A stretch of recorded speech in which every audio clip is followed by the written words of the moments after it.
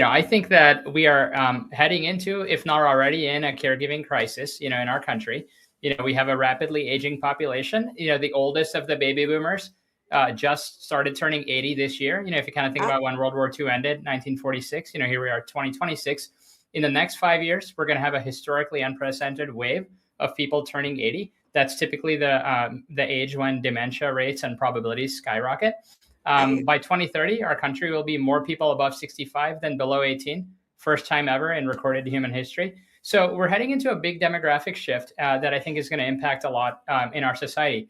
I learned this firsthand, and I started Cariaya because in my mid 30s, I became a caregiver. Went through a very long caregiving experience for my grandfather through dementia, and I kind of realized how broken our caregiving system is and how little support there is, and how that results in so many families bearing the burden on their own. I think family caregivers are like some of the most hardest working and empathetic people out there in the country, and they're getting the least support from government and private sector. So they're bearing a lot of burden on their own. And in our case, like my mother ended up quitting her career to become a full-time caregiver. So it was really eye-opening for me. After he passed, actually, my wife went through a multi-year cancer battle where I became her primary caregiver. So I've kind of gone through this firsthand twice and realized just caregiving is so undersupported. And, I kind of wanted to do something. So I shifted the whole focus of my career and my work into improving things for caregivers. So that was kind of like the genesis of how this came about.